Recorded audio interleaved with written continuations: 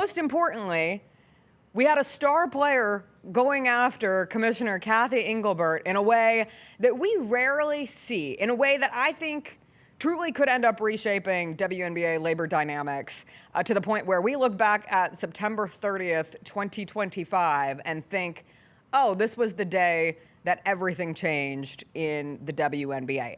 Can we call it an all-time rant, CJ? Would you call Napheesa Collier's words a rant? No, because it was scripted. It was so measured. She's reading off of the paper, so I wouldn't consider it a rant. But this monologue? Monologue is a good one. This was, and this is why I took Tommy West's rant, the painful one. Right? This was that, but more.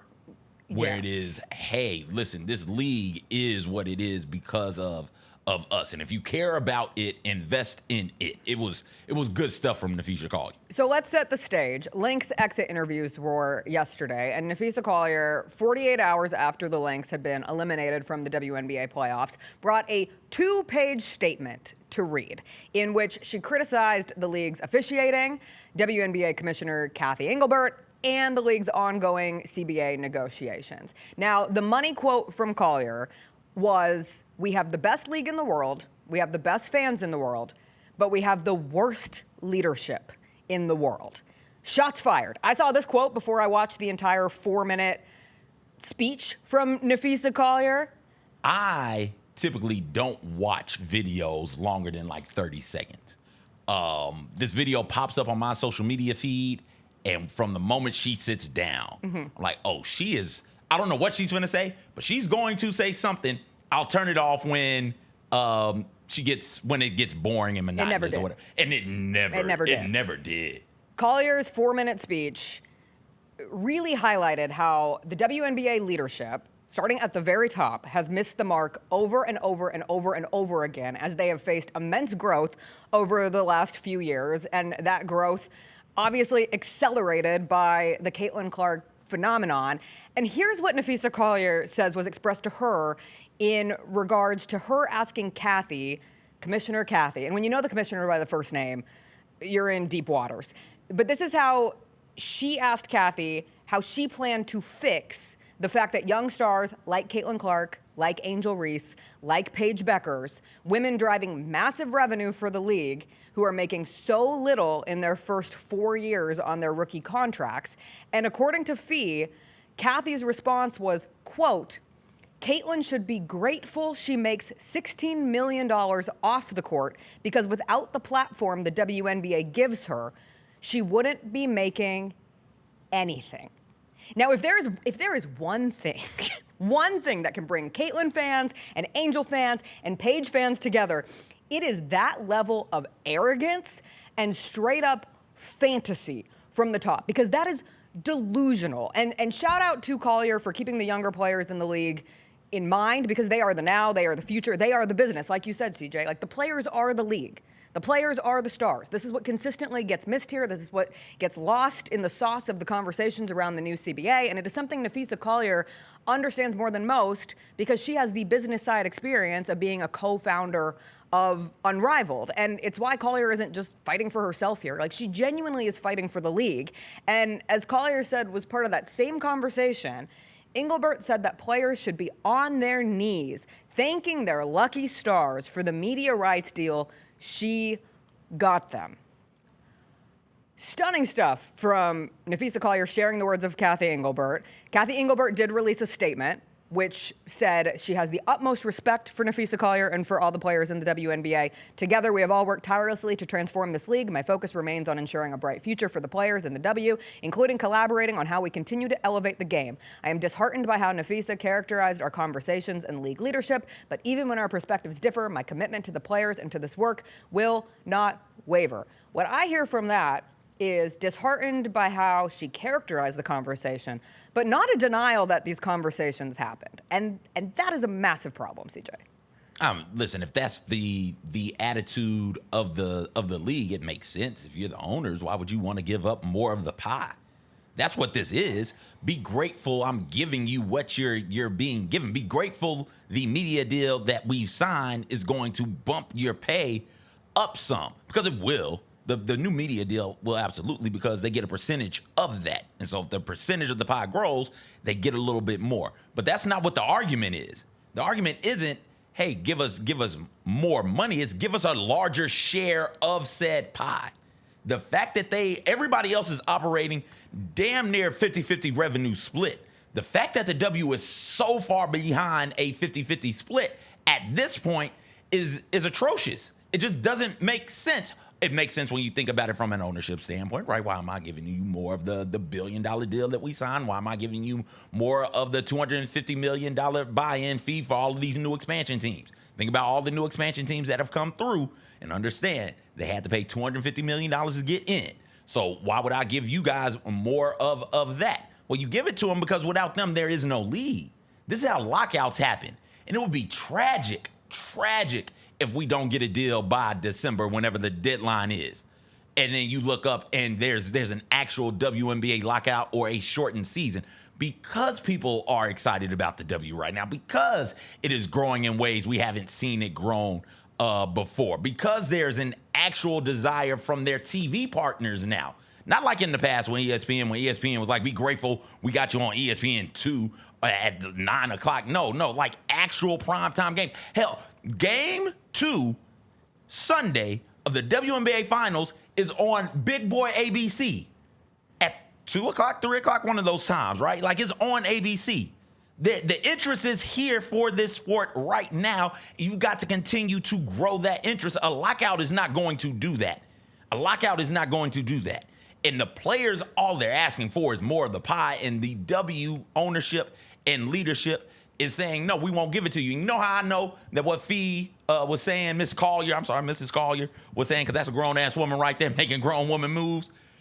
Everybody was like, yeah, I respect that. Yep, I stamp it. A'ja Wilson, fresh off of a tremendous performance that led her team into the finals, talked about it. Lexi Hull, who just lost in a playoff elimination game, talked about it. Don said, yo, listen, I heard from everybody but Cathy, and that's a legend. Right.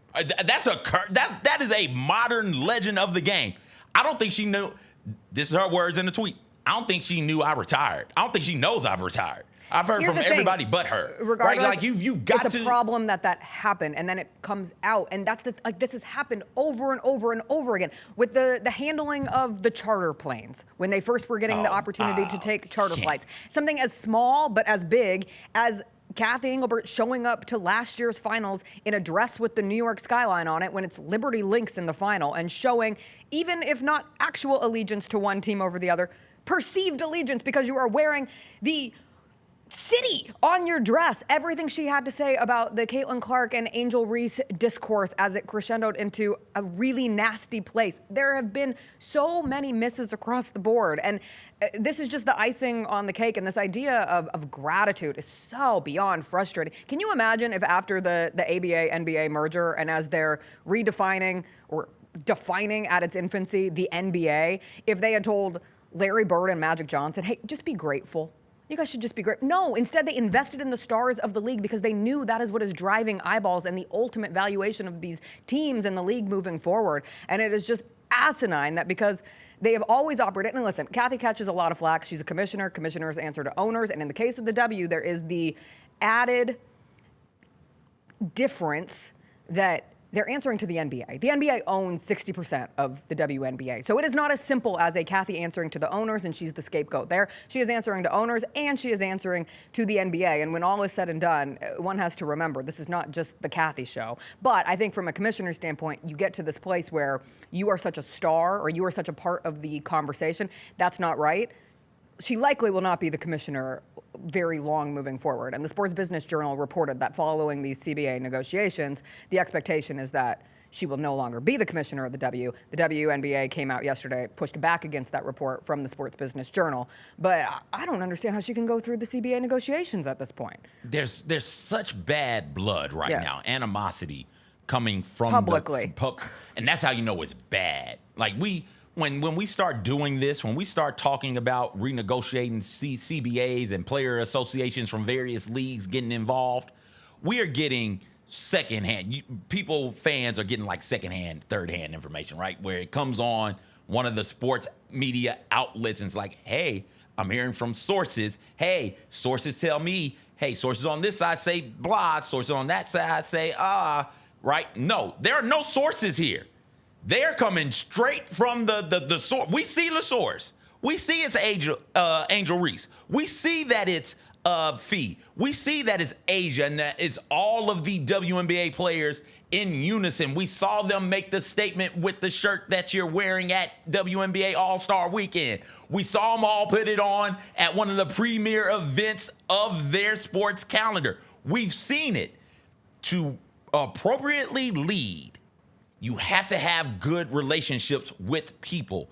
And if you are a commissioner, that means, yes, you answer to your bosses, whomever the bosses are. In this case, like you said, it is Silver in the NBA and the owners, right? Like, I understand that. Cool. But you also have to have a working relationship with the players. And when it devolves to a point where the players feel like this about you, I'm with you. I don't know how this person can come back. Any person, not just Cathy, but any person. How do you can have come good back faith from negotiations when it has reached the point that it has? I mean, also, this is yet another example of the mismanagement of the WNBA. And I'm not saying that from Napheesa Collier's standpoint. She reached the point where she needed to say the two-page statement that she had yesterday. And not to get lost in it, too, the criticism of officiating, which, raise your hand if you've ever watched a WNBA game, whether you're a new fan, an old fan, or an in-between fan, and said, this is some of the worst officiating I've ever seen in my life. It happens every time. Everyone has that experience. You don't have full-time officials in the WNBA. You have part-timers. You have people who were trained in the G League. Oftentimes, at least in the olden days, you would get promoted from being a WNBA official into the full-time gig of being an NBA official. But the problems of officiating obviously reached a peak point coming out of the Lynx Mercury series with Napheesa Collier's injury, with the comments by Cheryl Reeve. But you want to know how I know that this isn't, as Cathy apparently told Napheesa Collier, complaining about officiating is only a thing that losers do. It's not only a thing that losers do. Because Becky Hammon's complaining about it. Stephanie White's complaining about it. There is allegiance in these coaches making statements against officiating, just like there's allegiance in these other players coming and backing Napheesa Collier's words at this point. And that's important because when everybody is collectively and publicly, and not everybody is always going to be there, but the majority is on one side, you have a lot of power. These labor disputes, the number one thing that helps them move forward is when there is true unification amongst the employees. Chris Paul said that at his media day. I forget who asked the question at Clippers media day. First, before we get to this, I forgot Chris Paul was a Clipper. This time of the year in the NBA is like... Did you see their shirts? I did. But Chris Paul at Clippers media day, somebody threw the question out there, hey, any advice for the WNBA as they go through their WNBPA, yes. As they go through their labor dispute, and he's like, yeah, speak with one voice. Yes. And it seems like that they all have, all of these really strong, really intelligent, really great women have decided that this is the voice that we are going to speak with. And that's great because, to your point, as long as you can stay together, this is why we see breakdowns in the NFLPA from time to time where it's just too many people with too many different things and too many different wants. This, as long as you can keep everybody together, you can really get some real change going here. Noticeably absent in the chorus of voices supporting Fee. Caitlin Clark was like, hey, no comment. And it's like, okay, all right. Her teammates stepped up, though. Her teammates. I know. aren't I understand. Caitlin. The biggest voice in the world in women's their basketball. world is Caitlin. Yes.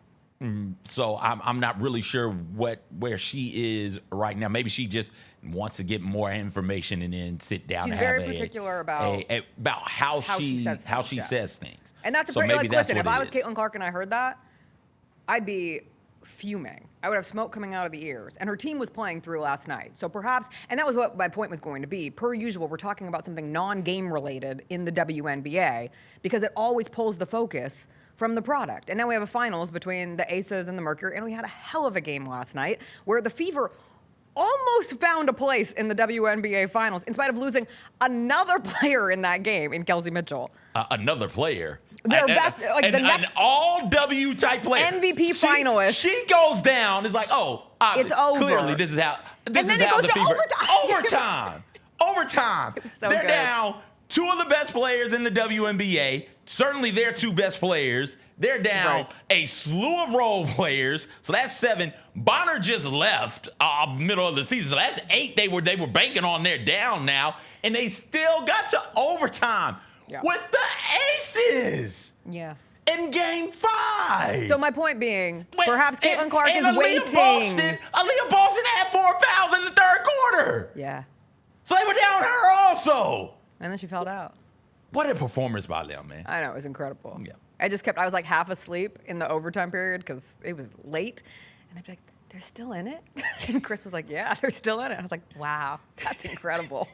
Just a fight they've shown all season is Anyway, impressive. we will but see how this continues because this is certainly not the end of the story. And I do look forward to seeing if and when Caitlin Clark comments on Napheesa Collier's words from yesterday. If I say right now, I ask you, is there a WNBA lockout 2026? Feels yes inevitable. Or no? Okay. Which is unfortunate. But you do have Unrivaled. Unrivaled just doesn't have as many players. And then we're again looking at a situation that we always talk about with the W, that there's talented professional level women's basketball players who cannot find a home. The Fever showed you that. Yes. Yeah, I hate the whole, like, these players shouldn't even be on a roster. No, that's the point. They should be on a roster. Odyssey Sims should have always been on a roster. Anyway. The Jessica Benson Show with CJ Hart, live every weekday at 8 a.m.